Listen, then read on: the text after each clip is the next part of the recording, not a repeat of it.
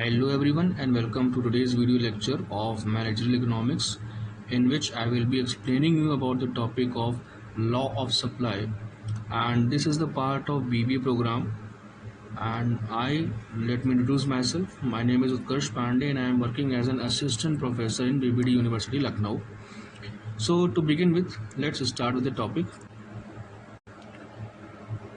Law of supply states that there is a positive relationship between the price of a good and the quantity supplied by the producers. So this means that कि producers जब कोई भी supply करेंगे, कोई भी goods अगर supply करते हैं तो सप्लाई में और प्राइस में there is always a direct relationship or a positive relationship, which means that with the increase in the price the quantity supplied also increases and vice versa. That means that with a decrease in the price the supplied quantity also comes down. Now why is it so? It is only because of eagerness to earn profit. As you know कि जैसे जैसे profit बढ़ता जाएगा producer जो होगा वो और ज़्यादा सप्लाई करने की कोशिश करेगा just to gather more profit. Further if the prices are continuously falling down और प्राइसेस अगर लगातार गिरते जा रहे हैं तो ऐसे केसेस में सप्लाई कम की जाएगी, क्योंकि उनको पता है कि अगर हम सप्लाई में इस केस में कम करेंगे तो हमारा लॉस भी होने के चांसेस कम रहेंगे. Now moving on, there is a phrase keeping other factors constant or ceteris paribus. As you know that ceteris paribus means the other components remains constant. This means that in microeconomics we take the other factors as a part of constant in nature and we keep only one factor as a variable factor. Now this law of supply is based on certain assumptions. The first assumption says the price of the other commodities remains constant. This means that कि जो आपकी बाकी commodities हैं like substitute goods and complementary goods, इन दोनों goods के बारे में अगर हम स्टडी करें तो substitute goods वो गुड्स होते हैं which provide same level of satisfaction and they can be used in place of one another, just like the traditional example of tea and coffee or Pepsi and Coca-Cola, or you can take any other example like Maggi और Yippee noodles. ठीक है, जिनको हम एक दूसरे के place पे use कर सकते हैं लेकिन उनसे मिलने वाला जो सेटिस्फैक्शन होता है वो कांस्टेंट होना चाहिए. तो ऐसे केसेस में जो प्राइस ऑफ द कमोडिटीज़ है वो हमेशा वेरिएबल नहीं होता है, वो कांस्टेंट रहेगा. इसका मतलब ये, अगर मान लीजिए कि अगर प्राइस किसी एक कमोडिटीज़ का कम हो जाता है या दूसरे का ज़्यादा रहता है तो कंज्यूमर के पास ये पॉसिबिलिटी रहती है कि वो दूसरे प्रोडक्ट पे शिफ्ट कर जाए. ऐसे केसेस में प्रोड्यूसर जो होगा वो अदर कमोडिटी पे शिफ्ट कर जाएगा इस लालच में कि उसको प्रोड्यूस करने में ज़्यादा उसको प्रॉफिट मिलने के चांसेस होंगे. दूसरा है आपका कॉम्प्लीमेंट्री गुड्स. कॉम्प्लीमेंट्री गुड्स वो गुड्स होते हैं जिनको हम जॉइंटली कंज्यूम करते हैं या जॉइंटली हम उनको साथ में सेल आउट करते हैं. तो अगर किसी एक कमोडिटी का प्राइस लगातार इंक्रीज होता जा रहा है और दूसरी कमोडिटी का प्राइस लगातार गिरता जा रहा है अगर, या फिर अगर वो कांस्टेंट भी है, तो ऐसे में प्रोड्यूसर जो होगा अपनी कमोडिटी को छोड़ करके दूसरी कमोडिटी की सप्लाई बढ़ाने के लग जाएगा. Second one says the state of technology has not changed. अब अगर टेक्नोलॉजी मान लीजिए कि आपकी अपडेट हो जाती है, अपग्रेड हो जाती है, तो टेक्नोलॉजी अपग्रेड होने की वजह से जो आपका कॉस्ट ऑफ प्रोडक्शन है वो नीचे आ जाएगा, और जहाँ COP अगर आपका नीचे आ गया तो आपके प्रॉफिट्स मैक्सिमाइज होने स्टार्ट हो जाएंगे. ठीक है, तो ऐसे केसेस में अगर टेक्नोलॉजी आपकी अपग्रेड हो जाती है तो तो प्रोड्यूसर क्या करेगा, वो उस पर्टिकुलर कमोडिटी पे शिफ्ट कर जाएगा और उसका सप्लाई ज़्यादा बढ़ा देगा. Next is the price of the factors of production is constant. Now factors of production are basically of 4 types, that is land, labor, capital and entrepreneurship. ठीक है, अब ये जो 4 फैक्टर्स हैं, अगर इन फैक्टर्स के प्राइसेस में इंक्रीमेंट आता है, इसका मतलब ये है कि अगर प्राइसेस इनके बढ़ जाते हैं तो प्राइस बढ़ने की वजह से सेलिंग प्राइस या जो अल्टीमेट प्राइस होता है वो भी बढ़ेगा. As we know that price is nothing but it is the cost plus profit. It is the selling price. ठीक है, तो cost plus profit is the selling price. This means that कि अगर किसी चीज़ का, किसी भी फैक्टर्स का कॉस्ट और प्रोडक्शन बढ़ रहा है तो हम उसको कवर अप करने के लिए अपना प्राइस बढ़ाएंगे, क्योंकि हम अपने प्रॉफिट को यहाँ पे मैक्सिमाइज करना चाह रहे हैं. ठीक है, इन सच केसेस आपका जो प्राइसेस का जो फैक्टर्स का प्राइस रहेगा वो भी आपका कांस्टेंट रहेगा. Next one is taxation law remains the same. जो टैक्स रेट्स हैं या फिर जो गवर्नमेंट ने टैक्स लॉज बनाए हैं वो उसमें कोई भी चेंजेस नहीं आएंगे, वो भी आपके हमेशा कांस्टेंट रहेंगे. And the producers objectives are constant. Now objectives can be of two types, that is the sales maximization and profit maximization. अगर ऑब्जेक्टिव प्रोड्यूसर का सेल्स मैक्सिमाइजेशन है तो ऐसे केसेस में वो ध्यान देगा ओनली टू इंक्रीज सेल्स, और प्रॉफिट पे उसका ध्यान ऑलमोस्ट ये मान के चलिए कि it will be negligible in such cases.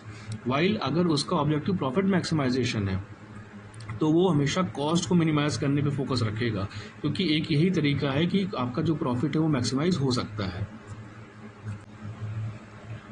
Now let's understand this law of supply with the help of an example. As you see that इस केस में क्या है कि प्राइसेस आपके लगातार जो है वो कंटिन्यूसली इंक्रीज होते जा रहे हैं, 1 2 3 4 5 and this prices are in rupees. तो प्राइसेस बढ़ने का मतलब ये है कि producer will be now willing to sell more, he will offer more for the market, for the consumers. तो ऐसे केसेस में when the price was 1 he was supplying 0 quantity of the commodity. जब प्राइस इंक्रीज होकर के 2 पे आया तो he is supplying 5 units of the commodity. Next is 3 10 units of the commodity. At price 4 he is supplying 15 units and at price 5 he is supplying 20 units. इसी को हमने graph के फॉर्म में यहाँ पे रिप्रेजेंट किया है, which will be known as supply curve. This can be shown by this upward sloping supply curve, that is SS. Now there is, as you know, there is also always a positive relationship between the price and the supplied of the quantity. So in such case there is a positive slope of supply curve. You can see here, this is the positive slope of supply curve, and it shows the direct relationship between quantity supply and the price, like this. You can show this.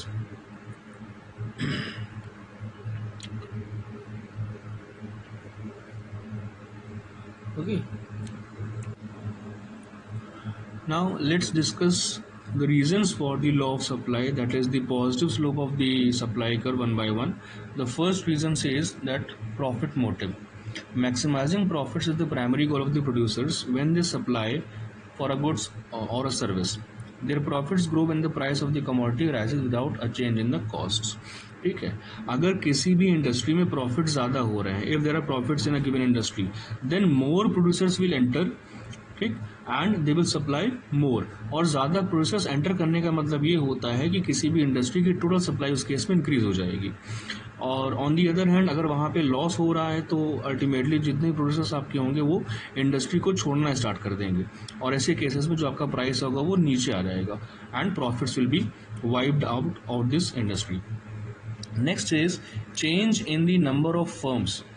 Now change in the number of firms means that when the price of the commodity increases, potential producers are encouraged to enter the market.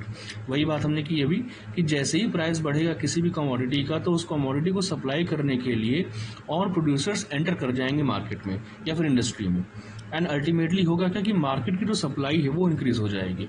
Total market supply will be increasing and the number of business will also increase. Next is change in stock. When the price of an item rises, sellers are eager to supply additional things from their stocks. ठीक है, अगर किसी चीज़ का price बढ़ जाता है तो जो आपके बचे हुए स्टॉक्स थे सप्लायर के पास में, सेलर के पास में, वो उनको भी वहाँ पे सेल ऑफ करने की कोशिश करते हैं. और यही रीज़न है कि there is increase in the supplied units, in the quantity supplied basically. Next, we will discuss about the exceptions to law of supply. Now, law of supply states what? It states that other things remaining constant, the quantity supplied of the commodity increases when its price rises and it decreases when its price falls. यानी price के साथ साथ जो supply की हुई quantity है वो increase भी होगी और डिक्रीज भी हो जाएगी. There is always a direct relationship between supply and the price of the commodity. Now let's understand ऐसे कौन से केसेस है जहाँ पे ये रिलेशनशिप काम नहीं करता है या फिर there is a chance of getting negative relationship between price and the quantity supplied. So the first one says future expectations. Now अगर सप्लायर को ये लगता है या सेलर को ये लगता है कि आगे जाके प्राइसेस कम होने वाले हैं, तो ऐसे केसेस में वो अभी सप्लाई ना करके अपने सप्लाई को बाद के लिए पोस्टपोन कर देगा. ठीक है। और अगर उसको लगता है कि आगे जाके प्राइसेस जो हैं वो गिरने वाले हैं, कम होने वाले हैं, तो अल्टीमेटली अभी के अभी जितना भी हो सकता है वो सप्लाई कर देगा। Next is agricultural goods. Agricultural products are exempted from the rule of supply as they are produced in the response to climatic circumstances. Like food grains are there and all the agricultural items जो कि एक farmer produce करता है। तो ऐसे cases में क्या है कि नंबर ऑफ फैक्टर्स और काम करते हैं, सच एज टेम्परेचर, रेनफॉल। तो अगर ये जो एटमॉस्फेरिक कंडीशंस हैं अगर प्रॉपर नहीं रहती हैं तो ऐसे में लॉ ऑफ सप्लाई यहाँ पे अप्लाई नहीं हो पाता है, यानी प्राइसेस कुछ भी हो जाएं, लेकिन जब आपका प्रोडक्शन कम है तो उस केस में आप सप्लाई इंक्रीज नहीं कर सकते। Next one is perishable goods. Perishable items as you know these are the items which can be extinct very soon. ठीक है, मतलब कि इनके ख़त्म होने के चांसेस बहुत जल्दी रहते हैं। And this includes fruits, vegetables, other food items, even if the prices are dropping. ठीक है, तो अगर इनके प्राइसेस कम भी हो रहे हैं फिर भी सेलर को इनको सप्लाई करना पड़ता है उसी सेम प्राइस पे, क्योंकि वो रखे हुए भी स्पॉइल होने के चांसेस होते हैं ऐसे गुड्स में।